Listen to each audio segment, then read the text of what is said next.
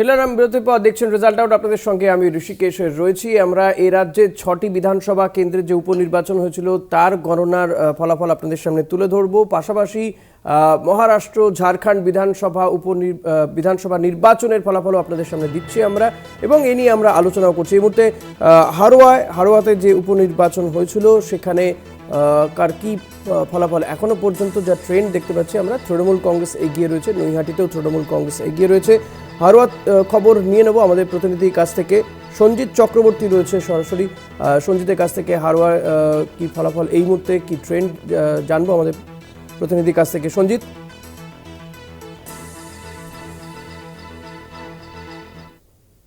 যে উপনির্বাচনের গণনা থেকে শুরু, অর্থাৎ পোস্টাল ব্যালট দিয়ে গণনা শুরু হয়, সেখান থেকেই তৃণমূল কংগ্রেস কিন্তু এগিয়েছিল। পোস্টাল ব্যালটে এগিয়েছিল, প্রথম রাউন্ডের শেষে এগিয়েছিল, দ্বিতীয় রাউন্ডের শেষে প্রায় 22,082 ভোটে কিন্তু তৃণমূল কংগ্রেস এগিয়ে রয়েছে। সেখানে দ্বিতীয় স্থানে রয়েছে আইএসএফ প্রার্থী, সেখানে 1382 ভোট পেয়েছে। অর্থাৎ সব মিলে তৃতীয় স্থানে রয়েছে বিজেপি প্রার্থী। সব মিলে বলা বাহুল্য যে হারোয়ার যত সময় যাচ্ছে, অর্থাৎ তৃণমূল প্রার্থী শেখ রবিউল ইসলাম, অর্থাৎ প্রয়াত সাংসদ শেখ হাজি নুরুল ইসলামের প্রার্থীর জেতার মার্জিন কিন্তু আস্তে আস্তে এগোতে শুরু করেছে। বারবার এই প্রশ্নটা হচ্ছিল, অর্থাৎ তখন নির্বাচন যখন শুরু হয়, প্রচার থেকে শুরু করে, যেমন যেদিন ভোট গ্রহণ হয় সেদিন থেকেই কিন্তু দেখা গিয়েছিল বেশ কিছু জায়গায় কিন্তু বিরোধীরা তাদের ঠিকমতো এজেন্ট দিতে পারেনি, কোনো জায়গায় তাদের সাংগঠনিক দুর্বলতা, বারবার এই প্রশ্ন উঠেছে। কিন্তু গণনার শুরুতেই কিন্তু বিজেপি প্রার্থী তিনি কারচুপির থেকে শুরু করে অভিযোগ তুলেছেন, পাশাপাশি এবং তাদের এজেন্টকে ভয় দেখানো বা তাদের বেরোতে না দেওয়া, এই অভিযোগ কিন্তু তুলেছে বিজেপি প্রার্থী। কিন্তু পাশাপাশি এই অভিযোগ অস্বীকার করে যে তৃণমূল প্রার্থীর যে ইলেকশনে এজেন্ট ছিলেন, তিনি সেই দাবি নস্যাৎ করে দিয়ে তিনি বলেছেন বিরোধীদের কোনো সাংগঠনিক দুর্বলতা রয়েছে। হারোয়া এমন একটা তৃণমূলের শক্ত সংগঠন, এখানে যতই করুক তৃণমূলের উন্নয়নের পক্ষে মানুষ ভোট দেবে।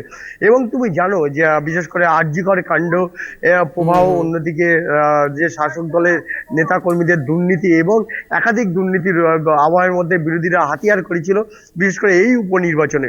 সেই উপনির্বাচনে কিন্তু যে বিরোধীদের সেই উন্নয়নের পাশে যে ধোপে টিকিনে, কিন্তু সেটা সময় যত যাচ্ছে, অর্থাৎ গণনা যত শুরু হয়েছে, একের পর এক তৃণমূল প্রার্থী এখানটায় বিশেষ করে এগিয়ে যাচ্ছেন। এখন প্রশ্ন হচ্ছে 2021 সালে কিন্তু এই বিধানসভা নির্বাচনে জিতেছিলেন বিশেষ করে প্রয়াত সাংসদ শেখ হাজি নুরুল ইসলাম 1,10,000 সামথিং কিছু ভোটে, এবং 2024 সালে যখন এখানে সাংসদ ভোট হয় এই বিধানসভা থেকে তিনি লিড নিয়েছিলেন প্রায় 88,000 ভোট। সব মিলিয়ে কিন্তু এইবার বারবার এই প্রশ্নটা উঠছে, সেই মার্জিন কি রেকর্ড ছাড়িয়ে যাবে, এবং বাবার রেকর্ড ছাড়িয়ে কিন্তু শেখ রবিউল ইসলাম কি আরও এগিয়ে যাবেন, এটা কিন্তু একাধিক প্রশ্ন উঠে যাচ্ছে। কিন্তু বিরোধীদের হাতিয়ার ছিল কিন্তু এবার সবচেয়ে জ্বলন্ত উদাহরণ, যেন আরজিকর কাণ্ড। গত 100 দিন ধরে যেভাবে রাজ্য জুড়ে রাজ্য দেশ এবং যেভাবে আন্দোলন ছড়িয়ে পড়েছিল, সেই আন্দোলনকে যে কোনো রকমভাবে যে উন্নয়নের পাশে তারা কিন্তু সাংগঠনিকভাবে যে এতটাই শক্তিশালী তৃণমূল কংগ্রেস, সেটা কিন্তু কোনো রকমভাবে তার সেই প্রভাব পড়েনি এমনটা মনে করা হচ্ছে। বোঝা গেছে সঞ্জিত, অনেক ধন্যবাদ তোমাকে। দ্বিতীয় যে প্রার্থী অর্থাৎ আইএসএফ, কথা বলছিলাম আমাদের প্রতিনিধি সঞ্জিত চক্রবর্তীর সঙ্গে। সঞ্জিত যেমনটা জানালো যে হারোয়াতে দ্বিতীয় রাউন্ডে গণনা শেষে 22,000-এরও বেশি ভোটে এগিয়ে গিয়েছেন তৃণমূল প্রার্থী রবিউল ইসলাম, প্রয়াত হাজি নুরুল ইসলামের ছেলে রবিউল ইসলাম। নৈহাটিতেও কিন্তু তৃণমূল কংগ্রেস এগিয়ে রয়েছে, নৈহাটি উপনির্বাচনে গণনার শুরু থেকে এগিয়ে রয়েছে তৃণমূল কংগ্রেস। সনদ দে তিনি এগিয়ে রয়েছেন তৃণমূল কংগ্রেস প্রার্থী নৈহাটি কেন্দ্রে। শুভজিৎ সিং রয়েছেন আমার সঙ্গে। শুভজিৎ, কি পরিস্থিতি, ব্যবধান কি বাড়লো? এখনো পর্যন্ত পঞ্চম রাউন্ড শেষে নৈহাটি বিধানসভা উপনির্বাচনে তৃণমূল কংগ্রেস প্রার্থী 24,911 ভোটে এখনো পর্যন্ত এগিয়ে রয়েছেন। তৃণমূল কংগ্রেসের ট্রেন্ড সকাল থেকেই রয়েছে। সকাল থেকে তৃণমূল কংগ্রেস কর্মীরা যারা রয়েছেন তারা উচ্ছ্বাসে মেতে রয়েছেন। তৃণমূল কংগ্রেস প্রার্থী সনদের দাবি, যেভাবে নৈহাটি বিধানসভা কেন্দ্রে যেভাবে উন্নয়ন ঘটেছে তাতে মানুষ দুহাত তুলে আশীর্বাদ দিয়েছেন, এবং সেই আশীর্বাদের জেরেই এখনো পর্যন্ত পঞ্চম রাউন্ডের শেষে 24,911 ভোটে এগিয়ে রয়েছে রাজ্যের শাসক দল তৃণমূল কংগ্রেস। শুধু নৈহাটি বিধানসভার সনদ আরো জানিয়েছেন, নৈহাটি বিধানসভা উপনির্বাচন সহ আরো যে রাজ্যের আরো 5 কেন্দ্রে বিধানসভার উপনির্বাচন হচ্ছে, প্রত্যেকটি কেন্দ্রে কিন্তু তৃণমূল কংগ্রেস জয়লাভ করবে তিনি আশাবাদী রয়েছেন, এবং মমতা বন্দ্যোপাধ্যায় হাত শক্ত করতে তিনি উন্নয়নের ধারাকে বজায় নিয়ে রাখতে আরো তিনি কিন্তু এগিয়ে যাবেন। অপরদিকে বিজেপির তরফ থেকে এখনো পর্যন্ত যা জানানো হয়েছে যে এখনো পর্যন্ত যে কাউন্টিং এর যে ঘটনা, গণনা এখনো সুষ্ঠুভাবেই চলছে। পুলিশি কঠোর নিরাপত্তা রয়েছে, বিরোধীদের কোনো রকম কোনো বাধা দেওয়া হয়নি, বা এই নির্বাচন ফলাফল ঘোষণা হওয়ার পরে যাতে কোনো অপ্রীতিকর ঘটনা না ঘটে সেই দিকেও কিন্তু পুলিশের তরফ থেকে একটি বাড়তি নজরদারি রাখা হয়েছে। তুমি জানো ঋষিকেশদা, ভাটপাড়া এবং বীজপুরের মাঝখানে এই নৈহাটি বিধানসভা, এবং ভাটপাড়া থেকে যাতে কোনো অপ্রীতিকর কোনো ঘটনা এইদিকে যাতে ছুটে না আসে সেই বিষয়ে কিন্তু পুলিশের তরফ থেকে শুভজিৎ, অর্জুন সিং এর এখনো পর্যন্ত কোনো রিয়াকশন কিছু? দেখো ঋষিকেশদা, অর্জুন সিং এর এখনো পর্যন্ত কোনো রিয়াকশন পাওয়া যায়নি, বা বিজেপি কোনো নেতৃত্বেরই কিন্তু এখনো পর্যন্ত রিয়াকশন পাওয়া যায়নি, কোনো রকম কথাবার্তা তাদের সাথে বলা যায়নি। কিন্তু তারা বলছেন যে মানুষ যা রায় দেবে তা তারা মাথা পেতে নেবেন। কিন্তু গত 13ই নভেম্বরের যে নির্বাচন হয়েছিল সেই নির্বাচনের দিনকে কিন্তু একাধিক বুথ জ্যাম, একাধিক ভোটারকে প্রভাবিত করার এইসব অভিযোগগুলো উঠেছিল, সেই কারণে কিন্তু এমন ধরনের ফলাফল ঘটেছে। বিজেপি নেতৃত্ব, যারা স্থানীয় নেতৃত্ব ছিল, তাদের দাবি তাদেরকেও ভোট কেন্দ্রে ঢোকার আগে বাধা দেওয়া হয়েছিল, যারা নির্বাচনের এজেন্ট ছিলেন তাদেরকেও বাধা দেওয়া হয়েছিল। সেই কারণে কিন্তু তৃণমূল কংগ্রেস ভোট লুট করেছে এবং যেই কারণে তৃণমূল কংগ্রেস ভোটে এগিয়ে রয়েছে। ঋষিকেশদা, ধন্যবাদ শুভজিৎ। কথা বলছিলাম প্রতিনিধি শুভজিৎ সিং এর সঙ্গে। শুভজিৎ যেমনটা জানালো, নৈহাটি কেন্দ্রে 24,000-এরও বেশি ভোটে এগিয়ে রয়েছেন নৈহাটি কেন্দ্রের তৃণমূল কংগ্রেসের প্রার্থী সনদ দে। মৃত্যুঞ্জয়, হারোয়াতে 22,000-এর বেশি, নৈহাটিতে 24,000-এর বেশি ভোটে এগিয়ে রয়েছেন আপনাদের প্রার্থীরা। আপনি যদিও শুরুতেই বলেছেন মার্জিন বাড়ানোটাই আপনাদের এই মুহূর্তে টার্গেট। আমি শুরুতে এটাই বলেছি যে আমাদের যে 3 মাস ধরে যে কুৎসা অপপ্রচার হলো সেটাই মানুষ আমাদের ভোট পার্সেন্টেজ কমছে কিনা, এবং আমরা তো জিতবো কিন্তু, এবং মানুষ উন্নয়নের সাথে থাকছে কিনা এগুলোকে এই মানে অপপ্রচারটাকে গুড়িয়ে দিয়ে দেখা যাচ্ছে। দেখুন, আমি যদি নৈহাটি 2021-এর নির্বাচনে দেখি, সেখানে আমাদের পার্থতা জিতেছিল 19,000-এর ভোটে মার্জিন। এখন আপনাদের প্রতিনিধি বলছে যে অলরেডি প্রায় আমরা 24,000 ভোটে এগিয়ে রয়েছি।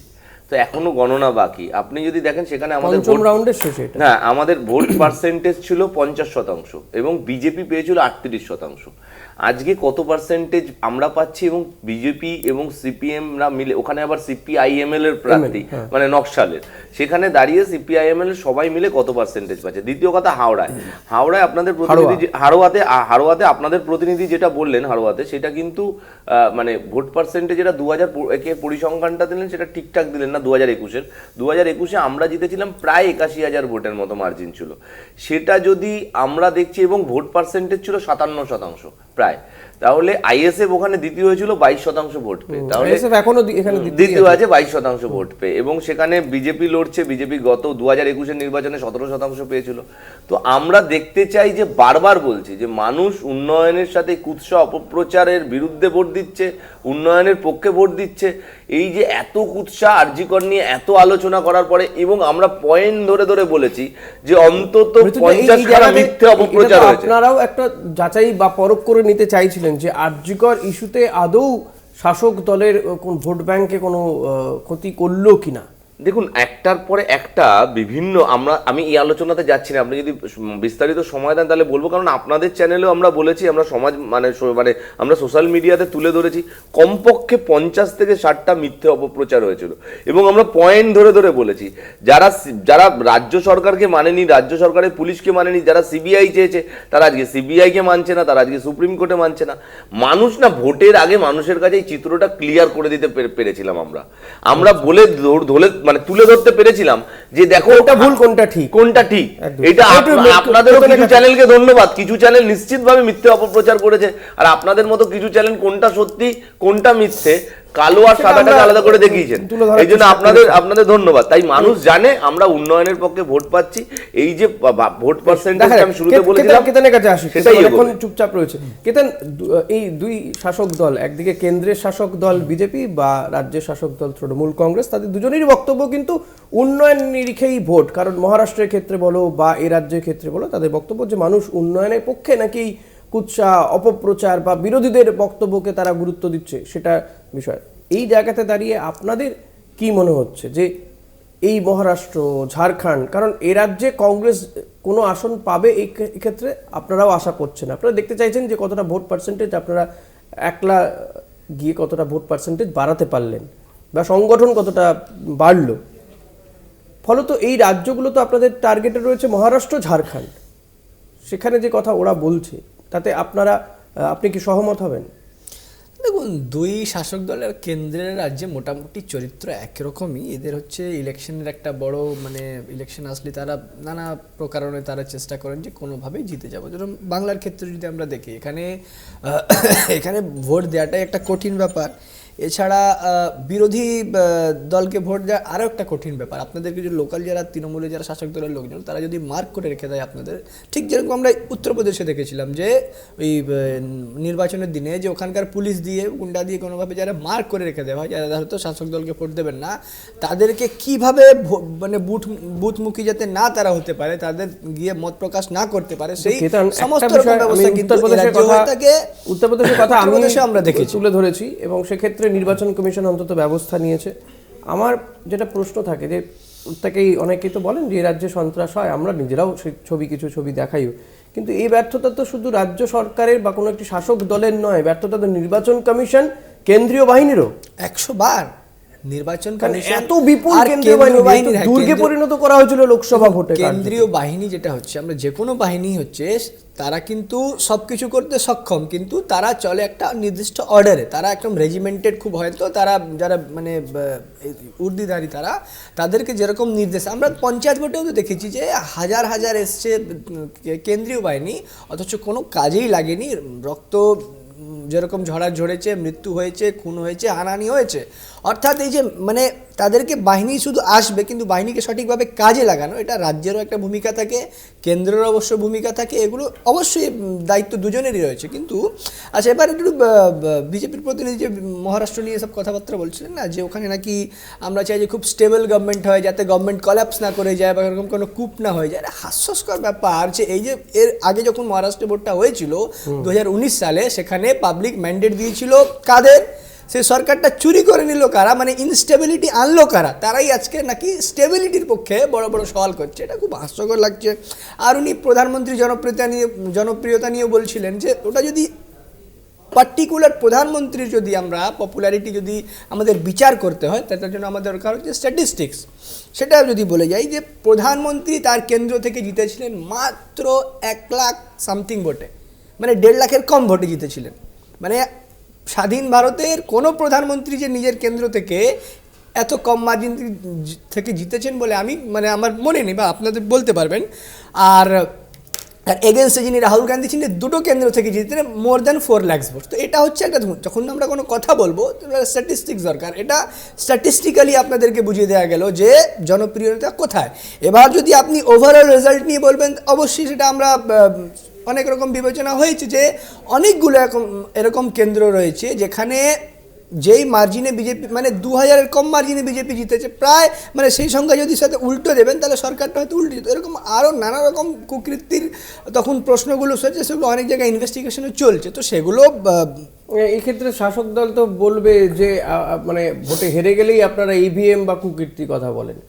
না, সেগুলো তো আন্ডার ইনভেস্টিগেশন রয়েছে। আর এটা তো ডেটাগুলো তো ভুল দিইনি যে মোর দ্যান অনেকগুলো সিট হয়েছে যেখানে 2000-এর কম মার্জিনে বিজেপি জিতেছে। এক সেকেন্ড হচ্ছে যে এই যে জনপ্রিয়তা নিয়ে যে মোদিজি আমি যা বেনারসি কেন্দ্রে যে আমরা এটা দিলাম, এটাও ভুল নয়।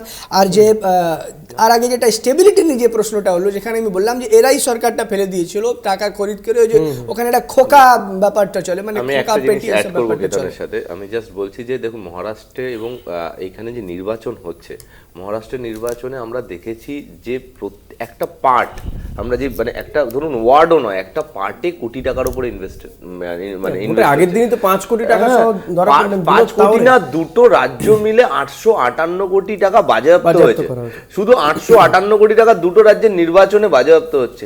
যে কিভাবে টাকার খেলা চলছে, এইভাবে যদি ভোটারদের প্রভাবিত করার চেষ্টা হয়, তো তাহলে আজকে বুঝতে হবে যে মানুষ ভোট দেবে, কিভাবে ভোট দেবে, গণতন্ত্রের সঠিক আপনি প্রতিফলনটা কি করে দেখবো কি করে। বেশ, রাজ না, উনি প্রধানমন্ত্রীর পপুলারিটি নিয়ে কিছু স্ট্যাটিস্টিক্স দিলেন, আমিও কিছু স্ট্যাটিস্টিক্স দিচ্ছি। হিমাচল প্রদেশে ওনাদের বর্তমানে রাজ্যে সরকার আছে এবং লোকসভাতে 4টে সিটেই ওনারা হেরে গেছেন। কর্ণাটকাতে ওনাদের সরকার আছে, ওখানে ওনারা রেজাল্টের মধ্যে ওনারা 10-এর সংখ্যাকে ওনারা ক্রস করতে পারেনি। তেলেঙ্গানাতে 4 মাস আগে ওনাদের সরকার হলো এবং বিজেপি প্রায় ওনারা কাঁধের কাছে চলে গেছে, 8 বিজেপি এবং কংগ্রেসও 8। তো পপুলারিটি কংগ্রেসের কোথায় কোন রাজ, এবার তলানিতে আমি গিয়ে আমি ঠেকেছে, একটা ছোট এবং প্রশ্ন রাখবো। ঝাড়খণ্ডে এখানে আমার একটা সরকার প্রশ্ন আছে, সেখানে প্রধানমন্ত্রী কিন্তু নরেন্দ্র তলানিতে মোদীর গিয়ে ঠেকেছে। পপুলারিটি আছে, আমি যদি আপনার কথা ধরে মহারাষ্ট্রে তো আপনাদের সরকার ছিল। কটা আসন পেয়েছেন পপুলার লোকসভায়? লিডার এদেশের, ঠিক আছে, কিন্তু আপনি বলুন তো আজ মণিপুর কতদিন ধরে সেখানে অশান্ত? মণিপুর একবারও মণিপুরে যাওয়ার প্রশ্ন- মণিপুর মনে- নিয়ে যে আপনারা একবারও মনে হলো, এত- তার ভেতরেও প্রশ্ন মণিপুর জাগলো না যে নিয়ে যাই। যে আপনারা এতটা ভোকাল আছেন, খুব ভালো কথা, হওয়া উচিত, একদম ভোকাল হওয়া উচিত। প্রধানমন্ত্রী যাওয়া কেন, না দেশের যাওয়া বাইরে নিয়ে নাকি? মণিপুর নিয়ে ওখানে- vocal হবে না কেন ওখানে কেউ? কি অ্যাকশন হয়নি, ওখানে কি কাজ হয়নি? ওটা দুটো দেখুন, ওই এতদিন মণিপুর ধরে ইস্যুটাকে আপনি যদি বাকি জিনিসের সাথে যদি মিলিয়ে দিতে চাইবেন, গাড়ি এটা চালাতে কিন্তু ঠিক থাকবে, হবে না। যেতে হবে। কারণ ওখানে দুটো ট্রাইবের মধ্যে পরস্পর এই ধরনের ভায়োলেন্স হয়, এটা একটা ইতিহাস, এটা কিন্তু কমেছে 2014 এটা কমার নিদর্শন। কমেছে? এটা কমার এই নিদর্শন। সব কথা বলছেন, কমেছে মানে? কিসের এটা কমার statistics? কিসের আপনি statistics? যদি স্ট্যাটিস্টিক্স দেখেন, আরে ওখানে তাহলে গেলে statistics। ছাইগুলো দেখুন, বিশেষ ছাইগুলো করে বলে দেবো। প্রায় এক বছর হতে চলেছে মণিপুর যদি চলছে। 2023 তাহলে আমরা দুটো উপজাতি লড়াই করছে আর একটা রাজ্য কেন্দ্রের শাসক দল শান্তি ছিল, অমিত শাহ মহারাষ্ট্রের বিবাদ এটা হতে পারে না, কেন্দ্রের শাসক দল বলবে যে ওখানে দুটো বিবাদ ট্রাইব ছিল না, সেখানে ট্রাইবরা লড়াই করবে আর কেন্দ্রের শাসক দল চুপ করে বসে থাকবে। 10 সেকেন্ড একটা কথা বলি। তারপর থেকে লাগাতার কেন্দ্র সরকার, রাজ্য সরকার অ্যাকশন নিয়েছে। কিসের এবং action? এটা তো যতটা- নিদর্শন। যতটা পেরেছে ততটা কিন্তু পেরেছে, ওখানে মানে হাল ছেড়ে দিল। যতটা কিভাবে পাওয়া যাচ্ছে না? সম্ভব অনেক হয়েছে, কাজ অনেক মানছেন, কাজ হাল ছেড়ে দিল। অনেক কাজ রোজ মানছেন, মারা অনেক যাচ্ছে, কাজ রোজ মানছেন। মারা যাচ্ছে। মণিপুর নিয়ে যারা রাজ, কথা আপনি বলছে, তাহলে তাদেরকে মানছেন যে বুঝতে সরকার হবে দুটো পাচ্ছে না। ট্রাইবের বিষয়। ওখানে কুকি আর নাগা ট্রাইবরা মানুষ নয়, কুকির ট্রাইবরা বিষয়। মারামারি করবে। পরস্পর আইন শৃঙ্খলা ওখানে কন্ট্রোল চলেছে, করার দায়িত্ব কার? কমেছে। আইন শৃঙ্খলা ডাবল করার দায়িত্ব কার? কংগ্রেসের এটা আমলে আমার নিদর্শন। প্রতি বছর সরকারের মাসের উদাহরণ প্রতিটি দিচ্ছিলেন, দিনে কথা কথা বলছিলেন। ঘটতো, আমি 10টা সেটা সেকেন্ড, কিন্তু বেশ, এটা কম শুনে শুনি, হয়েছে, কেতন সেটা কি বলছেন? তুলনামূলকভাবে আপনি কম বলছেন হয়েছে। অনেক দিন ধরে চলছে, অনেক কংগ্রেসের সরকার ছিল একটা টিভিতে বা সময়। সোশ্যাল মিডিয়া একটা অ্যাড দেখতাম যে পাপা, মানে কার পাপা জানি না, পাপা নাকি ইউক্রেন আর রাশিয়ার ওয়ারটাকে থামিয়ে দিয়েছিল। হ্যাঁ, সেটা তো হয়েছে। তথাকথিত পাপা, সেটা তো হয়েছে। কিন্তু এদের ইউক্রেন পাপা, রাশিয়ার war থেমে গেছে। পাপাই সেটা মণিপুরে তো হয়েছে। এদের পাপা সেটা তো মণিপুরে হয়েছে। ওটাকে থামাতে পারছে না। মণিপুর আজ তোমাদের এক পাপা বছরের কে? বেশি রাহুল সময় দিয়ে পাপা? চলছে। না, আমরা তো তোমার সোশ্যাল পাপা কে? মিডিয়া পাপা রাহুল বলি না। পাপা? পাপ্পু না, আমরা তো পাপা? সোশ্যাল মিডিয়া পাপা পাপ্পু বলিনি কাউকে। পাপা? পাপা প্রচার তো পাপ্পু বিজেপি পাপা করেছিল। তোমাদের? এই পাপা ও তো প্রচার তো রেজাল্ট বিজেপি দিচ্ছে করেছিল। তো, মানুষ তো এই রেজাল্ট পাপা দুই প্রচার রাজ্যের তো দেখছে। বিজেপি করেছিল। যে 100 পাপা ক্রস নাকি করতে পারবেন ওখানে না। মার থামিয়ে দিতে মহারাষ্ট্রে পেরেছিল, 100 কিন্তু ক্রস করতে মণিপুরের পারবেন পাপা না। কিছু করতে পারছে না। বারবার বলছে সরকার প্রধানমন্ত্রীর চুরি মুখে করে নিয়েছে, আমি মোদী জানি না শব্দটা- কাকে বলছে। প্রধানমন্ত্রীর উনি মুখে আপনি উদ্ধব ঠাকরেকে মণিপুর বলছেন, শব্দটা লাস্ট নাকি রাহুল গান্ধীকে বলছেন? 10 সেকেন্ড রাজ, আমরা যদি চেঁচামেচি না করে একটা দেশ, মানে ভারতবর্ষের একজন স্বাধীন নাগরিক হিসাবে, তুমি বিজেপি, আমি তৃণমূল করি, এটা বাদ দাও, তুমি যে বলছো যে দুটো ট্রাইবের মধ্যে লড়াই হচ্ছে, আগে হতো, তোমার কি মনে হয় যে দুটো ট্রাইবের মধ্যে এইভাবে চলবে? 1 বছর ধরে মণিপুর জ্বলবে প্রায়, এবং প্রত্যেক দিন হত্যা হচ্ছে, মারা যাচ্ছে মানুষ, মহিলাদের ধর্ষণ করা হচ্ছে। 1 বছর ধরে শুধু দুটো জনগোষ্ঠীর মধ্যে, জনজাতির মধ্যে লড়াই বলে আমাদের কেন্দ্র সরকার বা ওখানে যারা রাজ্য সরকার আছে বা কেন্দ্র সরকার হাত গুটিয়ে বসে থাকতে পারে? আজকে রাশিয়া ইউক্রেন নিয়ে আলোচনা করব, তুমি ভোটে মহারাষ্ট্রতে টাকা দিয়ে জিতেছো, যাই যেত, পশ্চিমবঙ্গে আমরা সরকারে আছি, তার সাথে একটা রাজ্যে যদি প্রত্যেক দিন মানুষ মানে ধর্ষণ হবে, একটা রাজ্যে রোজ খুন হবে, তুমি বলতে পারো এই কথা? একটা ব্রেকে যাবো, আবারও আসবো, এই আলোচনাতে নিঃসন্দেহে থাকবো এবং প্রত্যেক মুহূর্তে আপডেট আপনাদের সামনে তুলে ধরবো। একটা ছোট্ট বিরতির সঙ্গে থাকবেন।